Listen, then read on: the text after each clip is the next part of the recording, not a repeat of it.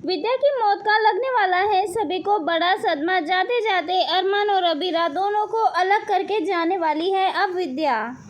ये रिश्ता क्या कहलाता है कि आगे आने वाले एपिसोड में आने वाला है ये सबसे बड़ा शॉकिंग मोड़, जहाँ पे कहानी में हम देखेंगे किस तरह से अरमान और अबीरा का एक होने का सभी घर वाले बेसब्री से इंतजार कर रहे हैं।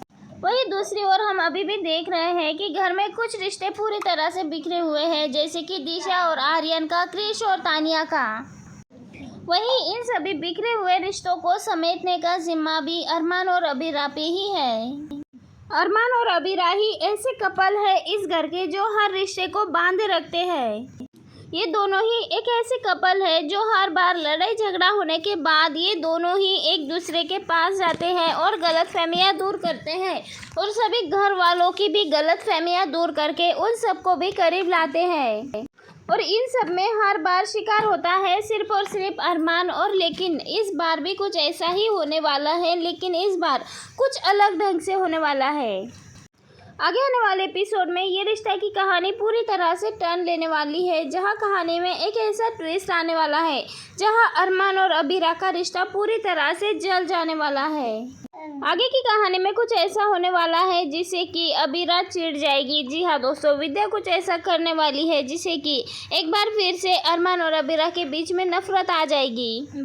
आगे के एपिसोड में हम देखेंगे अरमान जो है वट सावित्री के लिए, अबीरा के लिए साड़ी लेकर आता है, और वो साड़ी वो विद्या को दे देता है।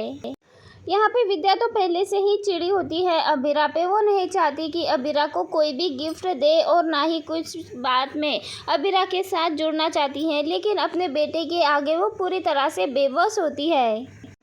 आगे आने वाले एपिसोड में विद्या अबीरा से इतनी ज़्यादा नफरत करती है कि वो अपनी ही जान ले लेने वाली है, और जाते जाते अरमान के दिल और दिमाग में इतनी नफरत भर देने वाली है अबीरा के लिए, जिससे कि उन दोनों का रिश्ता एक बार फिर से टूट जाता है।